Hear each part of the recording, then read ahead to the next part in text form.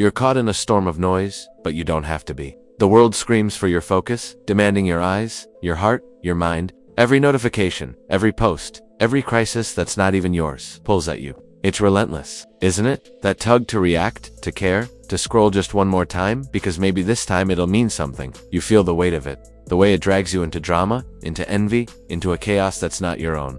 But here's the raw truth. Not everything deserves you. Your attention is your power, the currency of your soul, and you've been spending it on borrowed rage, fleeting jealousy, and distractions that vanish like smoke. You're holding strings that belong to someone else, and it's costing you everything: your peace, your purpose, your presence. You know the exhaustion, the kind that settles in your bones when you've stayed up too late.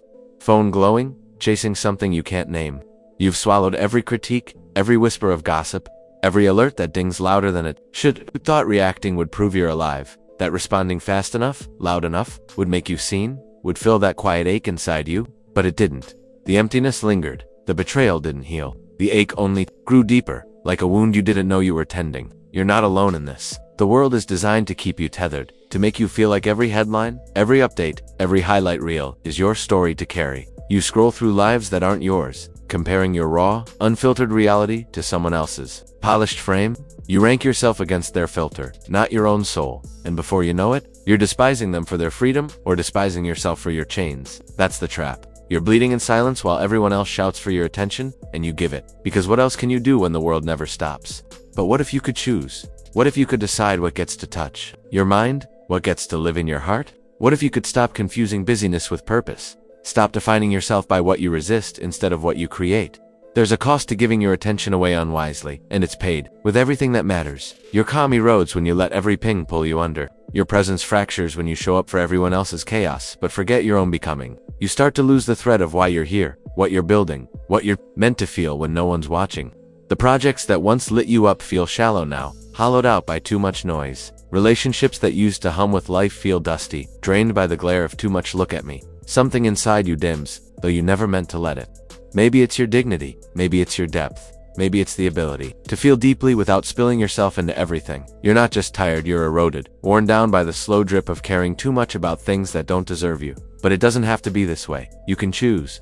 You can decide what gets to press against your soul. The ancients knew this. They called the mind a citadel, a fortress you could guard. Epictetus said keeping the gate closed wasn't cowardice, it was survival. Marcus Aurelius, standing in a plague-stricken Rome, wrote that most of what we see doesn't need to be felt, that every moment spent on drama is a moment stolen from silence, from solitude, from refining who you are when the world isn't watching. Your ego flares when someone else's life looks better, whispering that you're not enough. Fear grips you when you log off, wondering if they'll forget you, if someone else will take your place. Overthinking fills the gaps when you don't choose what to let in, and those thoughts aren't kind. You're behind, they're ahead. You don't deserve this. And suddenly you're diminished not by what happened, but by how much of yourself you let it take. Envy is poison, spreading when you paste your life next to someone else's highlight reel. You start measuring your worth by their moments, not yours. Burnout creeps in when you show up for everyone else's noise and stop showing up for your own growth. Discipline fades when overwhelm becomes your normal. When the sacred goals you once held close get buried under notifications and posts, you attach yourself to outcomes, to anxieties, to the identities others hand you. And every ping, every message, every mention becomes a stake driven into your being, proving you belong, proving you matter.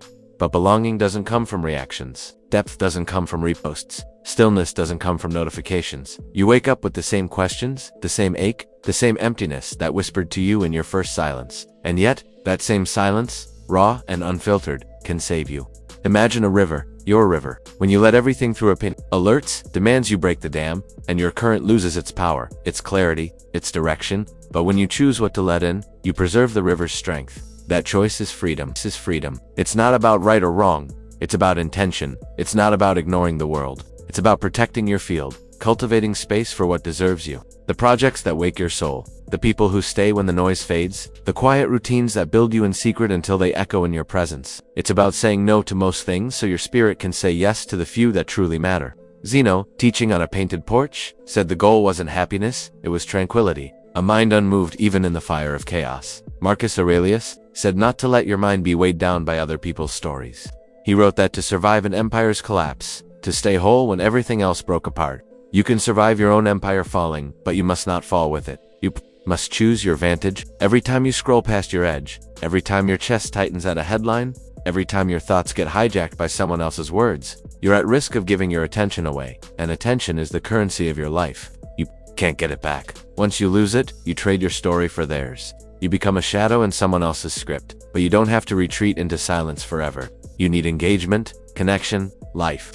Those things need a container, forged by the edge of your attention. Let it serve you. Let it feed the life you want, the person you're becoming. Let it light the small business you're building, the book you're writing in secret, the discipline you're mastering, the grief you need to feel, the boundaries you need to defend not on someone else's battleground, but on your own. This is where Wisdom Waves Aura comes in. On my YouTube channel, Wisdom Waves Aura, I dive into these truths, sharing insights to help you reclaim your attention and build a life that's yours.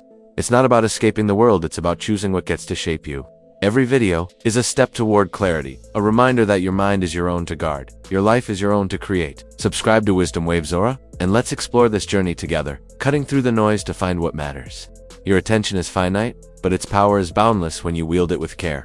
Every choice you make, what to read, what to feel, what to fight for, shapes the person you're becoming. The world will keep shouting, keep demanding, keep pulling, but you can decide what gets through. You can protect the quiet spaces where your soul breathes. You can choose the projects that spark your spirit, the people who meet you in silence, the routines that build you without applause. You can let go of the strings that aren't yours, the ones tied to someone else's drama, someone else's crisis. You can stop performing for an audience that doesn't see you and start living for the one that does. The cost of distraction is subtle, but it's real. It's the slow erosion of your clarity, your purpose, your joy. You wake up one day and realize you don't know what you're doing this for. The goals you chased feel empty. The connections you leaned in to feel brittle, but you can change that. You can choose to let your attention be a gift, not a debt. You can choose to let it flow toward what builds you, what grounds you, what makes you feel alive without needing to shout it. The Stoics knew this. They knew the mind was a fortress, not a stage. They knew that tranquility came from selection, not reaction. Every time you say no to the noise,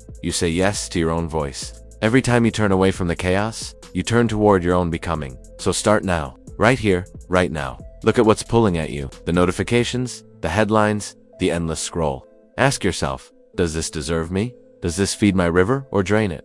You don't need to answer every call. You don't need to feel every sting. You can choose what to let in, what to let shape you. You can choose to live, not just react. Your attention is your life. Spend it on what makes you whole. Tune into Wisdom Waves Aura for more on this journey, because your mind, your time, your story, they're worth protecting.